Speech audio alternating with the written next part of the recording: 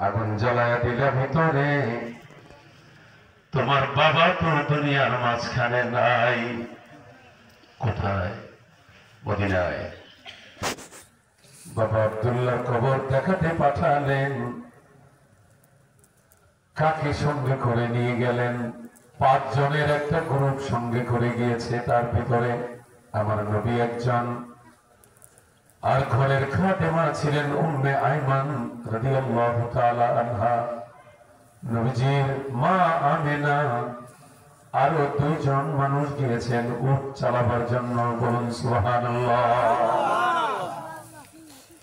এই 5 জনের কাফেলার ভিতর থেকে 4 জন মক্কায় ফেরত এসেছে, একজন ফেরত আসে নাই, তিনি হলেন মা আমেনা। নবী মক্কায় প্রবেশ করে দাদা আব্দুল মুত্তালিবকে জড়ায় ধরে কাঁদেন আর বলেন, দাদা গো, যদি এমনটা জানতাম বাবাকে দেখতে গিয়ে আমার মাকে আমি হারাবো, তাহলে আমি বলতাম না আমার মাকে যে আমার বাবাকে দেখাবার জন্য আমাকে নিয়ে যাও।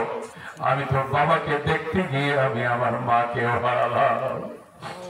দাদা আব্দুল মুত্তালিব বলেন, ও দাদু ভাই, আজ থেকে আমি তোমার মা, আমি তোমার বাবা। রাত্রবেলা নবী মা মা বলে চিৎকার দিয়ে লাফ দিয়ে উঠতেন। দাদা আব্দুল মুত্তালিব বলেন, আমি বুকের সঙ্গে আমি জড়ায় নিতাম। 6 বছর শিশু নবী মা হারালেন, জন্মের আগে আল্লাহর নবী বাবা হারালেন।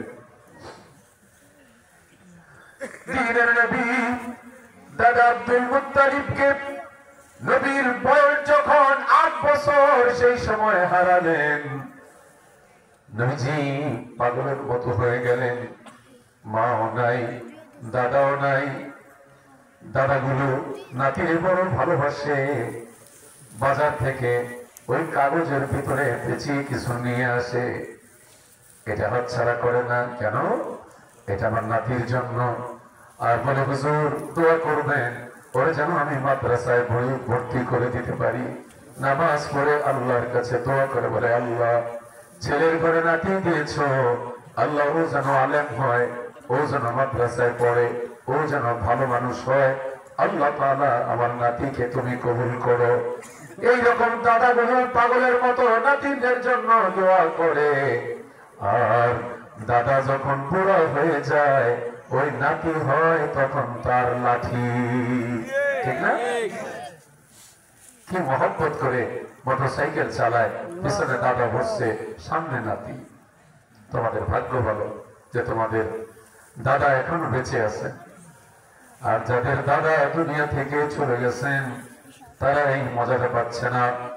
আমার প্রাণের বন্ধুগণ, আজকে যে কথাগুলো আমি বলতে চাই সেটি হলো, মানবতার মুক্তির দূত নবী মুহাম্মদুর রাসূলুল্লাহ সাল্লাল্লাহু আলাইহি ওয়াসাল্লাম। যতবার নবীর নাম শুনবেন জোরে বলবেন আর আস্তে বলবেন। শ্রদ্ধার সাথে নবীর নামটা শোনার সঙ্গে আপনি দুরূদ শরীফ পড়বেন। বলুন সাল্লাল্লাহু আলাইহি ওয়াসাল্লাম। বলুন সাল্লাল্লাহু আলাইহি ওয়াসাল্লাম, সাল্লাল্লাহু আলাইহি ওয়াসাল্লাম, সাল্লাল্লাহু আলাইহি ওয়াসাল্লাম, সাল্লাল্লাহু আলাইহি ওয়াসাল্লাম, সাল্লাল্লাহু আলাইহি ওয়াসাল্লাম। আমি বলতেছি চোখ বন্ধ করে, আর মনে করতেছি আমি যেন নবীর 1 হাত সামনে, বাবু সালাম দিয়ে নবীকে সালাম দিতে মদিনায় প্রবেশ করলাম, আর নবীর সামনে দিয়ে যাচ্ছি আসসালাতু ওয়াসসালামু আলাইকা ইয়া রাসূলুল্লাহ বলে বলে যাচ্ছি। সুবহানাল্লাহ, সুবহানাল্লাহ। দ্বীনের নবী দাদা আব্দুল মুত্তালিবের কাছে বড় হলেন, মাত্র 2 বছর পেলেন। 6 থেকে 8 বছর পর্যন্ত, 8 বছর 2 মাস 10 দিন যখন নবীর বয়স, দাদা আব্দুল মুত্তালিব তিনিও চলে গেলেন দুনিয়া থেকে। চাচা আবু তালেব নবীজিকে লালন পালন করতেছেন। একটা সময় আসলো, নবীজি যৌবনে পদার্পণ করলেন।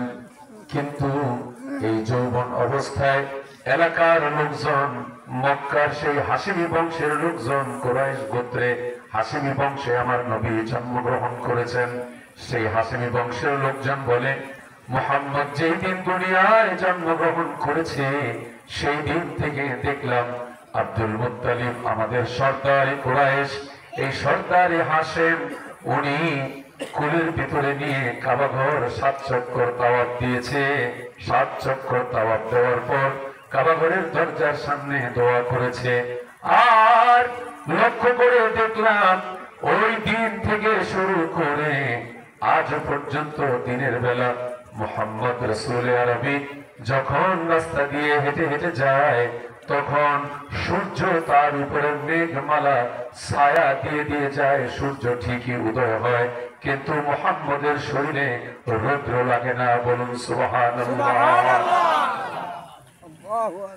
والشمس وضحاها والقمر إذا تلاها والنهار إذا جلاها والليل إذا يغشاها والسماء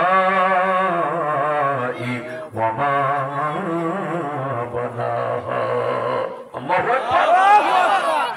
সূর্য এত সুন্দর, আপনাদের এই ত্রিশালের বাজার কি বিশাল, ত্রিশাল বাজার বিশাল, বিশাল বড় একটা বাজার। এই বিশাল বড় বাজার থেকে মাঝে মাঝে আমিও তরি তরকারি কেনাকাটা করি। অনেক তরকারি পাওয়া যায়, চেপা, শুটকি, অন্যান্য এগুলো মাশাআল্লাহ। দোকানদাররা কয়েকটা দোকান আছে, খুব ভালো ভালো জিনিস ওনারা বিক্রি করেন। সৎ ব্যবসায়ী, আল্লাহ তাআলা এই সৎ ব্যবসায়ীদের ব্যবসায় আল্লাহ বরকত দিন, কারণ তারা যাকাত দেয়। যখন আপনি যাকাত দিবেন, ওই যাকাত দিলে আপনার মালে আল্লাহ তাআলা বরকত দিবেন। তুযাক্কিহিম, আল্লাহ তাআলা ওই মালের ভিতরে আল্লাহ তাআলা বরকত দিয়ে দিবেন। সুবহানাল্লাহ বলেন। কারণ যাকাত দিত না, মাল বেড়েছে, কিন্তু ওই মাল সহ আল্লাহ তাআলা কিয়ামত পর্যন্ত মাটির নিচে আল্লাহ তাআলা দাবিয়ে দিচ্ছেন, এখনো দাবতেছে, প্রত্যেকদিন নিচের দিকে যাবে এবং কিয়ামতের দিন ওই মাল সহ উঠবে আর বলবে এই মাল আমার কোনো কাজে আসলো না। আল্লাহু আকবার। আমার প্রাণের বন্ধুগণ, দ্বীনের নবী বড় হলেন, কোরআন পেলেন। এই কোরআন যখন তেলাওয়াত করতেছেন, কোরআন তেলাওয়াত শুনে শুনে মানুষগুলো নবীজির আস্তে আস্তে কাছে আসতেছে। যেটা পরিচালক বলছিলেন, ওয়াইযা তুলিয়াত আলাইহিম আয়াতুহু যাদাতুহুম ঈমানা। আল্লাহু আকবার। আল্লাহর কালাম যখন তেলাওয়াত হয়, ঈমান তখন বেড়ে যায়। সুবহানাল্লাহ বলেন। হাজ্জা বালুশি, কি নাম? হাজ্জা বালুশি।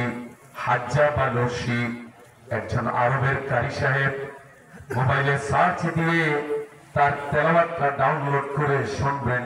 কি চমৎকার তেলাওয়াত, মুনসাবির তেলাওয়াত কি চমৎকার, শেখ হোসাইনির তেলাওয়াত কি চমৎকার। আপনার এই মাদ্রাসার বাচ্চারা আজকেও যোহরের নামাজের পর থেকে মাগরিব আসর আগ পরে তারা কোরআন তেলাওয়াত করেছে। কি সুন্দর তেলাওয়াত তাদের। আপনার এই মাদ্রাসায় বিশুদ্ধ করে কোরআন শেখানো হচ্ছে। এজন্য নবীজি বলেছেন, তোমাদের ভিতরে সেরা সেই মানুষ যে কোরআন শিখে এবং অন্যকে শিখায়।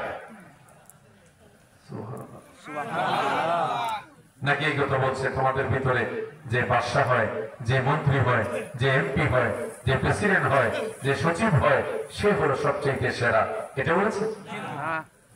ছোট্ট হাদিস, খায়রুকুম মান তাআল্লামাল কুরআনা, মান যে কোরআন শিখলো। আপনি কোরআন শিখেছেন, সূরা ফাতিহা, সূরা নাস। সূরা নাস পড়লে তো দাঁত মনে হয় ভেঙে যাবে। আল্লাযী ইউওয়াসওয়িসু ফী সুদুরিন নাস, এভাবেই বলতে হবে। আল্লাযী ইউওয়াসউইসু ফী সুদুরিন নাস। খুব কষ্ট লাগবে। দাঁত যদি ঠিক মতো না থাকে তাহলে আপনার উচ্চারণগুলো করতে বড় কষ্ট হবে। এই জন্য যৌবনে কোরআন শিখতে হবে। সুবহানাল্লাহ বলেন। সুবহানাল্লাহ।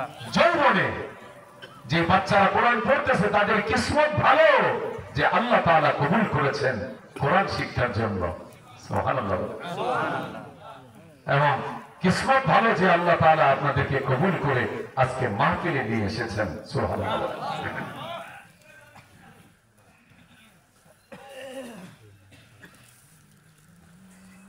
আমার